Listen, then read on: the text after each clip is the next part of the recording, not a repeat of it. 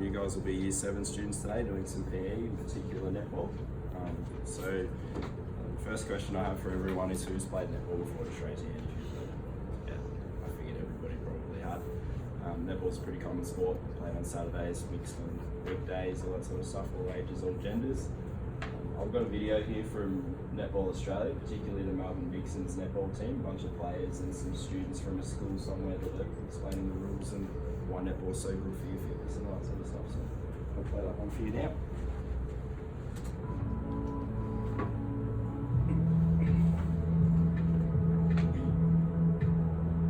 We play because we love the game. We get to spend time with all our friends. It keeps us fit and healthy. Most of all, we play because we just want to have fun. We play netball.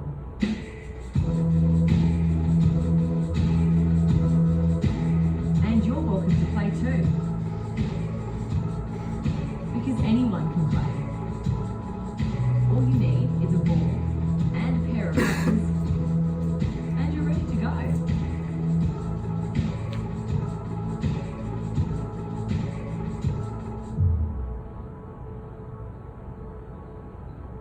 It's pretty easy once you've learned the basics. Each game will have 2 umpires to make sure everyone follows the rules. You've got 2 teams playing against each other on a court that's broken up into thirds. There are 7 positions in a netball game: goal shooter, goal attack, wing attack, centre, wing defence, goalkeeper, and goal defence. Your position tells you where you're allowed to go on the court. The game starts with a pass from the centre circle. Whenever a team scores a goal, the ball goes back to the centre for the next centre pass. Only 2 players from each team can shoot goals: the goal attack and the goal shooter. The aim is to score more goals than the other team. If you do, you win. You can't run with the ball. And when you get the ball, you have to throw it within 3 seconds. When you're defending, you have to stay 90 centimetres away from the other player. You also can't touch anyone if they're holding the ball. A game is played over 4 quarters. When the time is up, the team with the most goals wins. Netball really is for everyone. All ages, all abilities. From junior games to social leagues, to club netball and elite netball.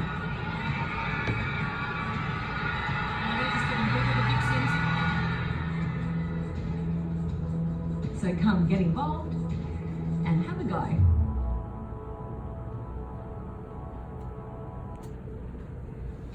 Alright, so there was a few rules and stuff outlined in that video. Pretty simple, just basic things if you're starting off the game. Jess, how far can you stand from your defender, from your player if you're defending? 90 centimetres. So 90 centimetres according to the video, but I've definitely heard 3 feet as long as I've been alive, so 3 feet, 3 seconds, all that sort of stuff. Jane, are you allowed to touch any players on the court? No, it's contact. So we'll move on to, I have a true or false sheet that I've handed out to everybody. Pretty simple questions just about the rules of netball. And I've got the answers and some elaborations on the answers after you guys are finished doing that. So I'll give you a couple of minutes just to finish those true or false questions. It'll probably take you a little bit less than a couple of minutes, but I'll come back to you in a minute or so. Sorry, mate, didn't need to stitch you. Can I get a sheet? Yes.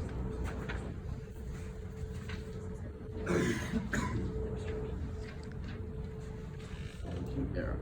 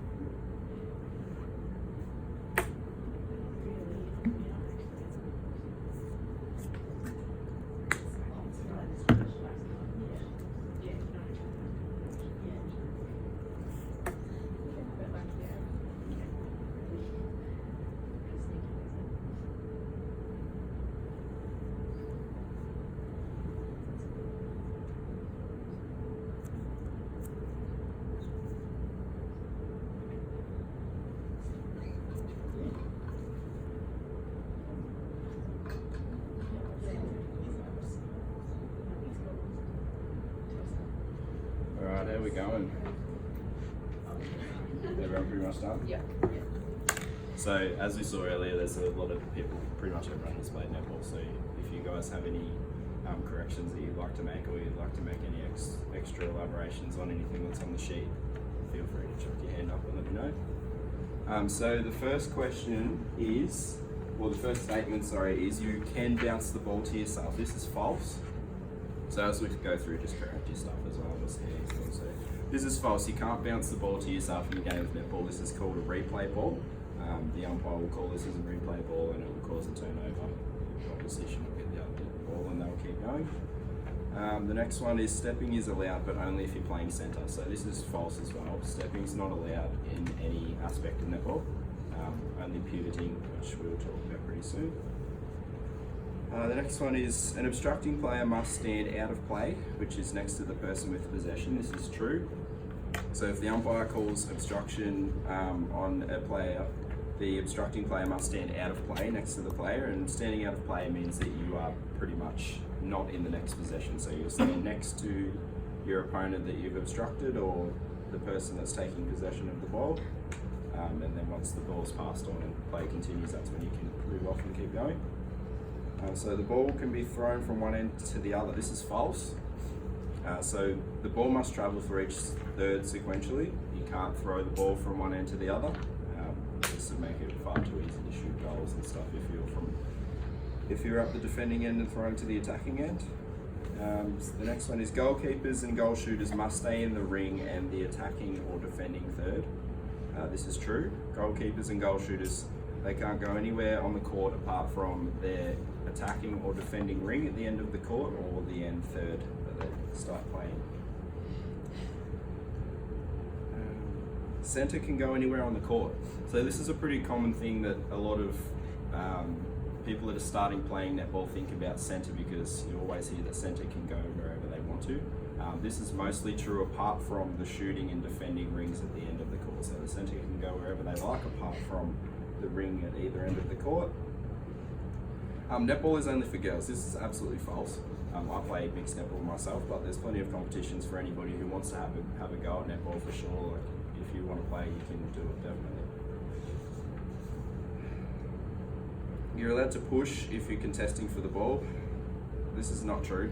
There's no contact, as Jaden said before, no contact in netball. If you make contact with the opposition, you'll be called for obstruction and you'll be out of play, as we talked about. The landing foot must not leave the ground. So when talking about the landing foot, you're landing on whichever foot lands first, and that's the foot that you pivot on when you're looking to pass to someone. So if this foot leaves the ground, you'll be called for stepping, and the ball will be turned over. You can stand as close as you want when defending. This isn't true, as Jess said before. I asked about how far you can stand from your opposing player, and it's 90 centimetres or 3 feet in the old numbers. Ball ups are a part of netball. So this is something that I learned yesterday actually, is ball ups are a part of netball. If the umpire can't decide who is taking possession of the ball, they will have a ball up similar to football. That's just contesting between two players for who's going to take possession. It's all about reflexes really. Leaving the boundaries of your position is called being offside. This is true as well. So if you leave the boundaries of your position, you will be called offside and the ball will be turned over. So that's pretty much it for the true or false. How did we all go? Pretty good? Yeah. So we'll move on, and the last thing that we have to do is, I would really like it if anybody had any elaborations on any rules for netball that we haven't covered. So this is just really basic stuff for you guys to start playing the game eventually, but I would like it if anybody had anything to add or had any questions or anything. It'd be great. If not, pretty much done. Awesome. All right, thanks everyone. Thank you for that.